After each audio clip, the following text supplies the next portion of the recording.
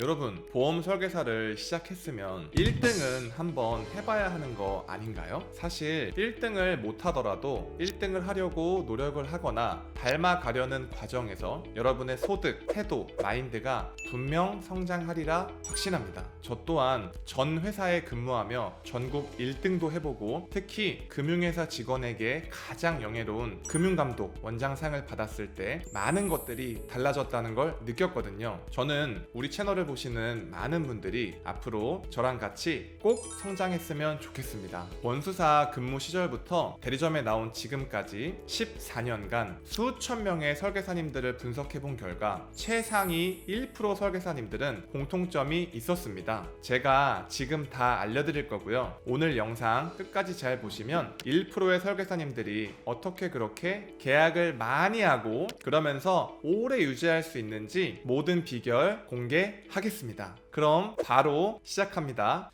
잠깐! 구독하셨죠? 구독과 좋아요는 사랑입니다. 첫째, 반드시 협력자가 있다입니다. 제가 아는 최상위 1%의 설계사분들은 반드시 협력자가 있었습니다. 보통 4명에서 5명 혹은 그 이상 있었어요. 미용실 원장님, 때 밀어주시는 사장님, 중소기업 대표님, 큰 식당 사장님 등 다양했어요. 지금 이 영상을 보시는 설계사님들께서 한 단계 높은, 한 차원 다른 영업을 하고 싶으시다면 반드시 협력자를 만드셔야 합니다. 내가 혼자 하는 영업은 반드시 한계가 있어요. 그럼 협력자는 어떻게 만들까요? 보통 이렇습니다. 처음엔 내 계약자로 시작하는 거죠. 그러다 보면 큰 보상이 나가는 사람이 분명 생깁니다. 그때 정말 정확하고 신속하게 보상을 신경 써주면 그때부터 신뢰가 형성됩니다. 그리고 일상을 챙겨줘 보세요. 보통 협력자분들도 다른 사업을 하는 분들이 많을 테니 그 사업에 도움을 줄 수도 있고 자녀나 남편의 문제 같은 것들을 같이 공감해주고 해결해 가시더라고요. 정말 가족이 되는 거죠. 그런 뒤에 단순 소개 요청이 아니라 앞으로 나는 보험으로 이렇게 저렇게 성장하고 싶은데 당신의 도움이 꼭 필요하다. 나의 협력자가 되어달라 라고 이야기하는 거죠. 거기에서 끝나면 절대 안 되고요. 나에게 보험으로 성취가 있거나 뭔가 좋은 일이 있을 때 반드시 같이 나누시더라고요. 꼭 돈 같은 게 아니라 큰 상을 받게 된다면 다 같이 식사를 하거나 여행을 함께 한다든지 행복과 성과를 함께 나누는 거예요. 둘째, 전화를 하면 정말 바로 받습니다.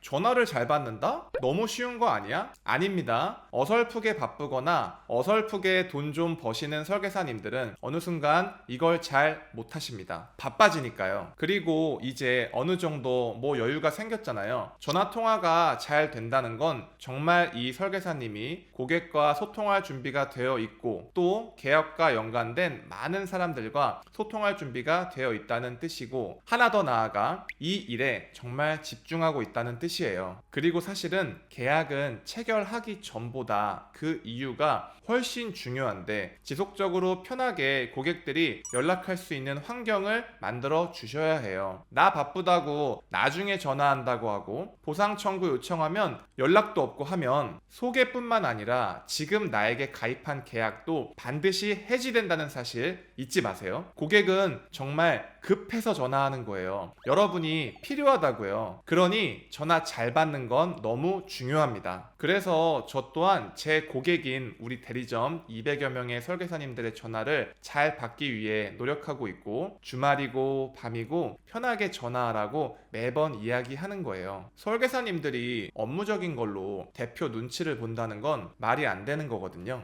셋째, 보상을 그 즉시 청구합니다. 늘 말씀드리지만 고객은 보험료를 내기 위해 보험을 가입하지 않아요. 보상을 받으려고 보험 가입을 합니다. 그러니 보상을 그 즉시 청구한다는 건 그만큼 고객의 보상을 소중하게 생각한다는 뜻이에요. 잘하는 분일수록 이걸 더 잘하십니다. 바쁘셔서 쉽지 않겠지만 보상 청구 요청이 들어오면 반드시 그날에 청구해보세요. 지금 당장은 아니더라도 고객의 신뢰가 무한대로 올라갑니다. 청구만 빨리 잘 해줘도요. 이번 주말에 딸과 부모님 집에서 쉬고 있는데 저희 저희 아버지께서 문득 이런 이야기를 하시더라고요. 김 DBRT님 정말 대단하다. 뭐가 대단해요? 내가 서류 보내면 그날 바로 청구해 주셔. 정말 대단하신 분 같아. 정말 빨라. 한 번도 늦게 해준 적이 없는 것 같아. 이게 남들이 보기엔 별거 아닌 것 같지만 저는 그분이 얼마나 바쁘신 줄 잘 알기 때문에 정말 대단하다는 아버님 말씀에 깊이 공감했어요. 역시 롱런하는 사람들은 다 이유가 있구나 라고요. 넷째, 목표가 명확하다입니다. 1%의 설계사님들은 목표가 명확하고 분명했습니다. 그리고 그 목표를 달성하기 위해 최선을 다하셨어요. 월 목표, 주 목표, 일 목표를 설정하고 그걸 달성하지 않으면 퇴근하지 않았어요. 월 목표 또한 금액으로 설정하지 않고 수정보험료 또는 환산, 그러니까 본인 급여와 직결된 금액을 목표로 설정하시더라고요. 단순히 50만원, 100만원이 아닌 더 높은 목표를 설정하는 거죠. 그리고 주 목표는 주간 목표 금액과 주 활동 목표를 설정하는 겁니다. 예를 들면 주간 환산 목표 50만원에 활동은 15방문, 신규 감한 고객 5명, 이관 고객 터치 5명, 이런 식인 거죠. 일 목표는 목표 개념보다는 주간 목표를 달성하기 위한 전략들이 많았습니다. 예를 들면 오전에 방문할 건지 오후에 방문할 건지, 주에 15방문하기 위해서는 보통 2방문에서 3방문을 해야 하는데 동선은 어떻게 할 건지 등 말이죠. 오늘 꼭 해야 할 일들을 출근해서 혹은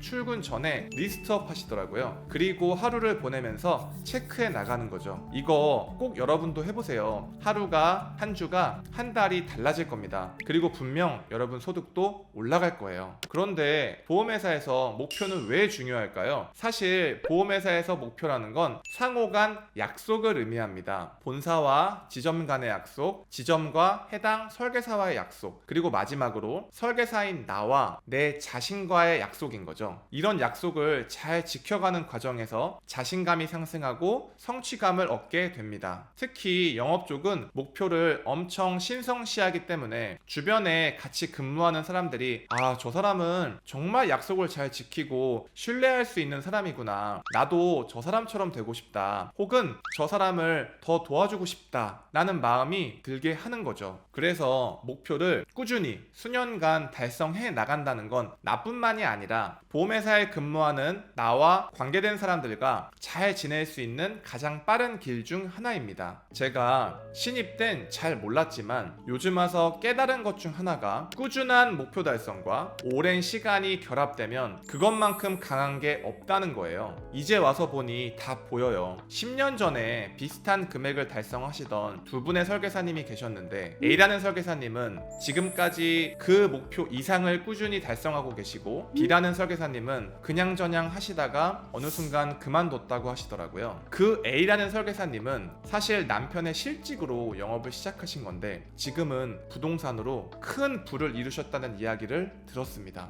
결국 목표라는 건 시작할 때는 그렇게 큰 차이가 없어요. 그런데 목표를 달성하는 하루가 한 달이 1년이 10년이 쌓이면 쌓일수록 크고 강력한 힘을 발휘합니다. 그런 의미에서 저랑 같이 10년만 열심히 목표 달성해봐요. 목표는 달성 가능한 수준에서 조금 높게 잡는 게 좋다고 합니다. 그리고 하루에 뭐든 달성하는 습관을 자주 만들어 보세요. 예를 들면 아침에 일어나서 꼭 물 한 잔 마시기, 집에서 꼭 스트레칭하고 자기 등 쉽고 도전 가능한 것들을 많이 하면서 자신감을 올려보세요. 여러분, 제가 오늘 알려드린 내용들 반드시 실천해보세요. 소득이 안 오르는 게 이상합니다. 유튜브 특성상 더 디테일한 내용들은 말씀드리기가 조금 조심스러워요. 요즘 개인적으로 오픈톡이 많이 옵니다. 저랑 연락해보신 분들은 아시겠지만 제 시간이 허락하는 범위 안에서 성실하게 그리고 최선을 다해 답변도 하고 통화도 하고 있으니 언제든 연락주세요. 바로 제가 알려드린 것들 실천하실 거죠? 구독자 여러분, 언제나 여러분의 행복을 진심으로 응원하겠습니다. 오늘도 행복하세요.